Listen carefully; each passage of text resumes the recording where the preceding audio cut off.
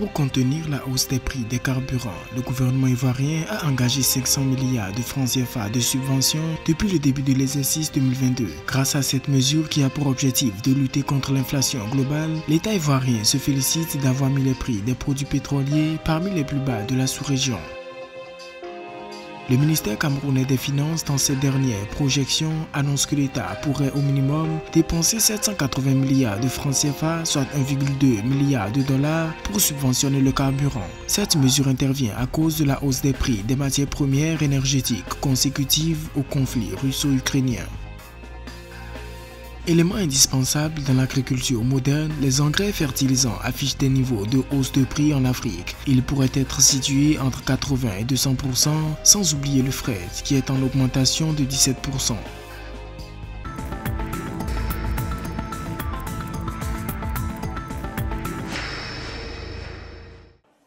Pour atténuer l'impact de l'inflation mondiale en Côte d'Ivoire, l'État a accordé depuis le début de l'année 2022 pour le carburant une subvention d'environ 500 milliards de francs CFA. C'est ce qu'a déclaré le président Alassane Ouattara dans le discours prononcé à la veille de la célébration de l'an 62 de l'accession de la Côte d'Ivoire à l'indépendance. L'État a accordé une subvention d'environ 500 milliards de francs CFA. Depuis le début de l'année 2022 pour le carburant. De façon précise, pour chaque litre de gasoil que vous achetez à 615 francs CFA, l'État de Côte d'Ivoire apporte une subvention de 469 francs CFA.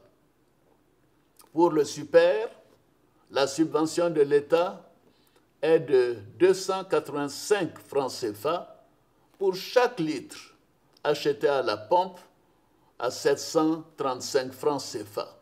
La guerre en Ukraine a perturbé les cours du marché des hydrocarbures. Pour amoindrir le choc, les États sont obligés d'appliquer des mesures sociales. Selon le chef de l'État ivoirien, grâce à cette subvention de l'État, les prix des produits pétroliers en Côte d'Ivoire figurent parmi les plus bas de la sous-région. Chers amis de la Côte d'Ivoire, je comprends les difficultés quotidiennes que vous éprouvez face à la hausse des prix.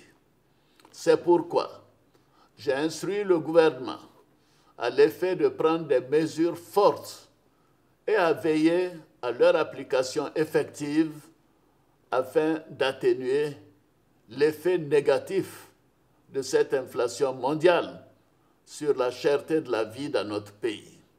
Selon une note de la Direction générale des hydrocarbures parue le 1er août, pour le mois d'août 2022, le prix de l'essence en Côte d'Ivoire a été maintenu à 735 francs CFA le litre et celui du gasoil à 615 francs CFA. Selon la note d'information, tout contrevenant à ces différents tarifs s'expose aux sanctions en vigueur.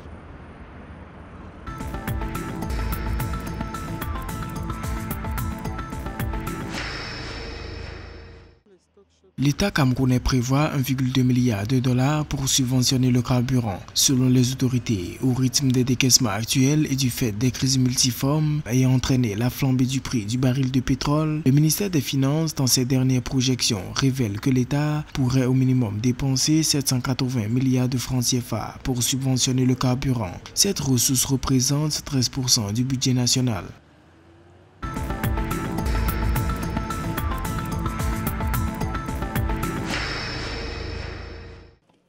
En Afrique, les engrais fertilisants affichent des niveaux de hausse de prix historiques entre 80 et 200%, alors que le fret a augmenté de 17%. Par exemple, la tonne de l'urée perlée de la mer Baltique à destination de l'Afrique de l'Ouest est à 700 $, en hausse de 83% par rapport à décembre 2020, selon la plateforme fertiliseur.com. Quant à la tonne de l'urée granulée du Nigeria, elle est à 590 $, en hausse de 111%.